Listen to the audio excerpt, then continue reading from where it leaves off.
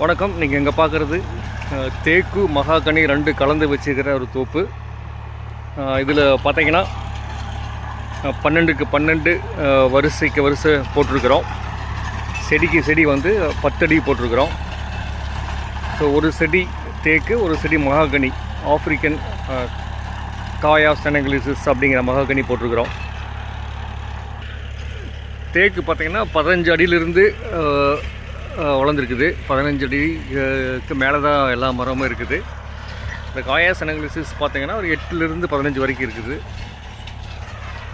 இதுக்கு வந்து 1 வருஷம் 3 மாதம் ஆச்சு. இப்போது இது வரைக்கும் எந்த பராமரிப்புமே பண்ணல. இப்போ நடவு போட்ட பின்னாடி இப்போ தான் வந்து டிராக்டர் விட்டு ஒரு உழவு போட்டுக்கிறோம், இடையில போட்டிருக்கிறோம். 1 வருஷம் கழித்து வந்து கவாத்து பண்ணிட்டோம். தேக்கு மரத்தையெல்லாம் வந்து கவாத்து பண்ணிகிட்ருக்குறோம்.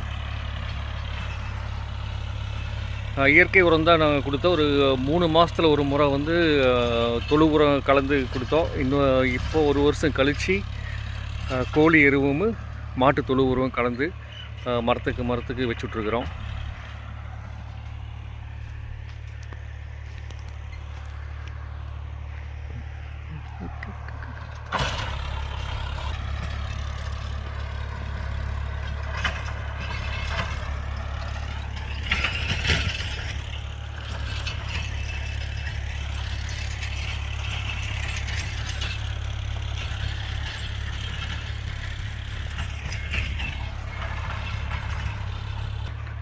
காயா செனகலிசிஸ் வந்து சில இடத்துல நாங்கள் இன்னொரு இடத்துல வச்சுருக்கிறோம். அதில் வந்து பார்த்திங்கன்னா 1 வருஷம் வரைக்கும் வளர்ச்சி கம்மியாக தெரிஞ்சு, 1 வருஷத்துக்கு மேலே வந்து வளர்ச்சி நல்லா வந்துருக்குது.